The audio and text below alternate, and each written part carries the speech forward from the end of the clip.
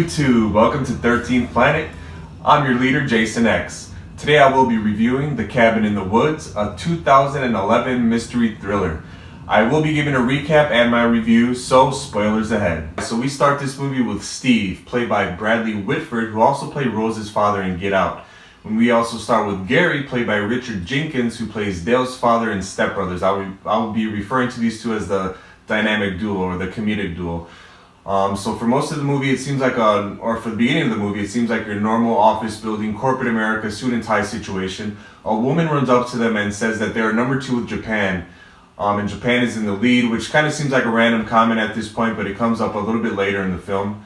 This film then cuts to a suburban neighborhood where we meet our first 2 girls, Dana, our redhead, and Anna, who just recently dyed her hair blonde. Again, that will come up later in the film. Chris Hemsworth comes in playing Kurt, swinging his Thor hammer all around with his huge athletics and his huge brain. He's bringing his friend along, Holden, for a little weekend getaway. Last one in the group who comes driving up while he's hotboxing his car, Marty. He has a very shaggy look about him. Come to think of it, this whole team looks like a bootleg mystery team. The only thing they're missing is the mystery van. Our young team is off in their RV as we pan to the top of their building when we see a man with an earpiece at the top watching them depart, letting somebody know that they are on the way. We cut back to our corporate office, dynamic duo, as they sit behind a desk that looks a lot like the Batcave. I mean, a huge computer set up with GPS, tracking system, climate control, lighting control, chemical gas, and so much more. As our young team heads into a mountain tunnel, we see a bird flying across the valley and comes crashing headfirst into an invisible force field. Our youngins drive up to a cabin that very strangely resembles the cabin from The Evil Dead. Then everyone starts settling in. We find out that the cabin is under surveillance as we pan out back to our corporate committed duo, watching their every move. We find out they are going to pump rawhide tapes into the cabin. I'm probably pronouncing that wrong, but just to increase their libido. How do I get some of that, huh? They're also lowering down the cognition in Anna, our newly blonde character, as they achieve that through her hair dye, so she can be more dumb blonde. That we all love and adore. So obviously this has all been premeditated for a long time.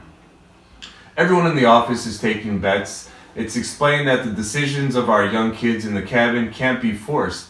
Only influence, nothing can be forced or the system won't work.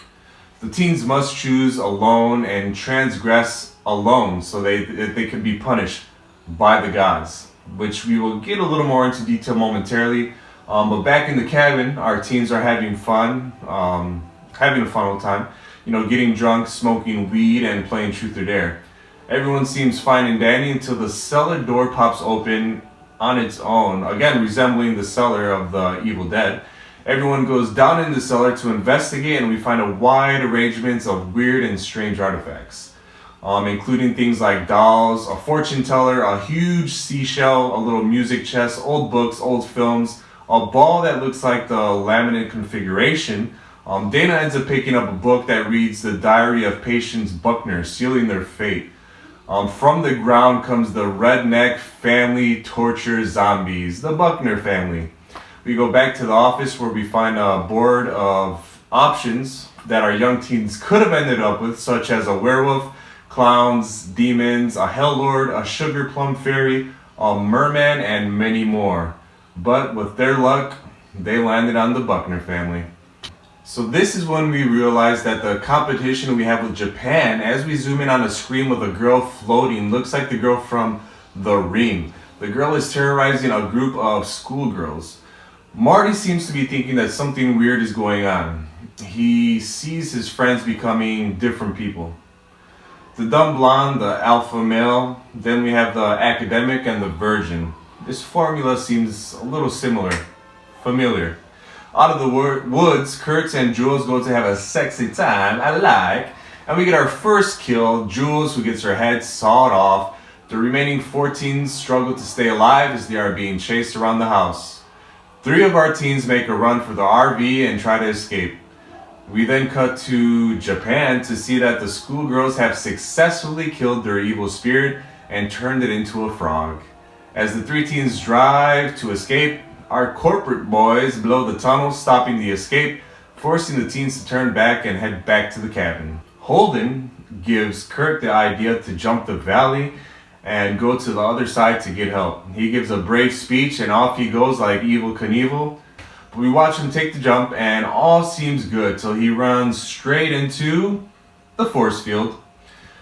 Dana and Holden head back in the other direction since the tunnel is out towards the cabin, but Papa Buckner was hiding in the back of the RV and stabs Holden straight through the neck. Dana and Marty are the only two left. They run down into the basement to find the door with an elevator, and with nowhere else to go, they take that bad boy down, all the way down to Chinatown. As they make their way down, they come across all the other monster options they could have come across on that creepy board from earlier. An entire inventory of monsters and creatures. We also find out that because Marty was getting high the whole time, throughout the whole movie, he was immune to all the drugs and chemicals that they pumped into the cabin. After that, a group of military outfits make their way towards Marty and Dana to end their lives, finally, and please the gods. But Dana has other ideas. She unleashes the army of nightmares on them, unleashing a beautiful macabre collage.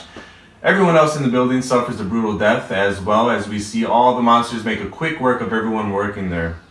This is probably one of the best 5 minutes of the movie. Such a fun time for a horror fan, seeing everything get demolished, or everyone.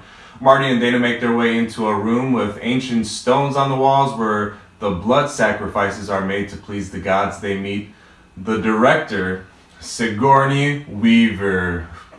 A way to make a last-minute cameo, literally the last 10 minutes of the movie. She explains everything to them and says that Marty must die to save all of humanity.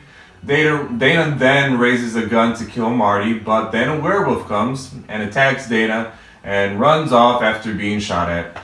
The director gets attacked by the Buckner family member, a Buckner family member. The ritual is not completed and the gods return from under the earth to wreak chaos on all mankind. So wrapping this up, this was a fun, sexy, and a scary movie from beginning to end. It was supposed to be a horror comedy, but they blended it so perfectly that it really just comes off as scary. It took a page from all the other horror movies, all the cliches, and integrated it into one of the best movies. 90% of the effects were practical, and that is a huge win for me. For someone who absolutely hates CGI, with all the monsters shown in this movie, the majority of them were done with practical effects. I give this movie an 8 out of 10. I'll definitely be watching this movie again and again, and you guessed it, again. Thank you guys so much for joining me today. I'll have another review for you guys coming soon. If you guys have any movie requests or want to reach out, you can find me at Jason13Planet. Please like and share this video if you enjoyed it. Please subscribe. Join me next week on 13th Planet, where there is a world of possibilities.